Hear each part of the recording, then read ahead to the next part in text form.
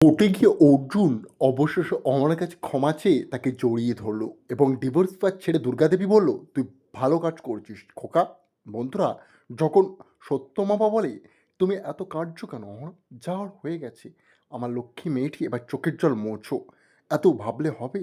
তখন অহনা বলে, আমাকে ভালোবাসতাম, ও হয়তো সাইন করিয়ে নিয়ে আমার কাছ থেকে আমার বিচ্ছেদ করিয়ে দিল সম্পর্কটা, কিন্তু আমার মনের আমার ভালোবাসাটা কী হবে?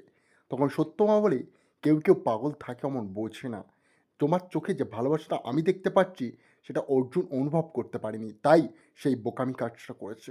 সত্যমামা বলে আরও, যে এইসব ভেবে আর লাভ নেই, এবার নিজের লাইফে ফোকাস করো।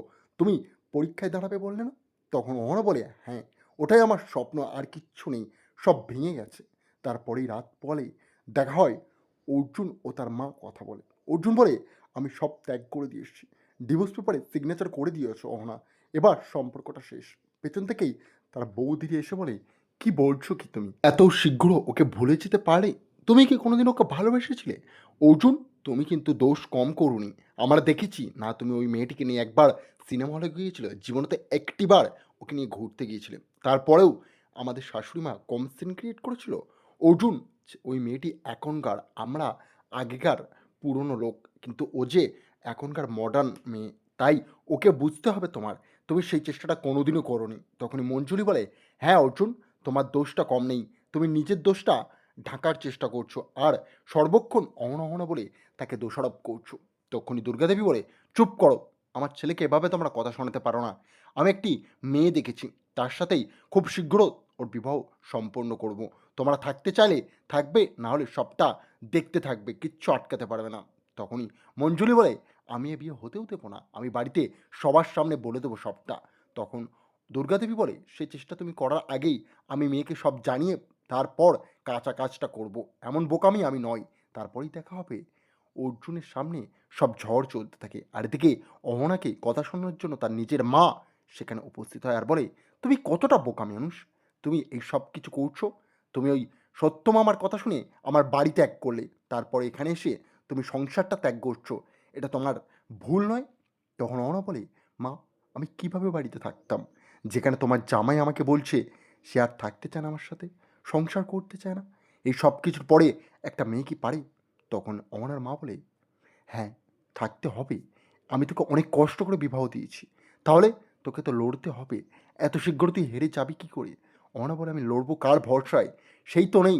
তখনই তার বৌদি বলে, তুমি চেষ্টা করলে সবটা পাল্টাতে পারতে, কিন্তু তোমার জেদের কারণে আজ সব তোমার হাত থেকে বেরিয়ে যাচ্ছে অহনা, তুমি এই জেদের কারণেই শেষ হয়ে যাবে, আর এই সত্যমামাই সব কিছু করাচ্ছে তোমাকে দিয়ে। তখন সত্যমামা বলে, তুমি বুঝে শুনে আঙুলটা আমার দিকে তুলছো তো? তুমি জানো আমি কে? একটা প্রফেসরের দিকে তুমি আঙুল তুলছো এভাবে? তোমার মধ্যে শিক্ষা জ্ঞান এক ফোঁটাও নেই, যেটা দেখে বোঝা যাচ্ছে আমার। অহনার কাছ থেকে শেখো মানুষের সাথে কীভাবে কথা বলতে হয়। অহনা তখন বলে, সত্যমামার তো এখানে কোনো দোষ নেই, তোমরা বারবার ওই ব্যক্তিটিকে কেন দোষারোপ করছো? তখন অহনার মা বলে, আমি তোর সাথে কথা বলতে চাই, তুই বাইরে আয়। এদিকে গাড়িতে করে সবাই মিলে কোর্টের দিকে রওনা হয়, আজকে খেলাটি পুরো শেষ করবে বলে।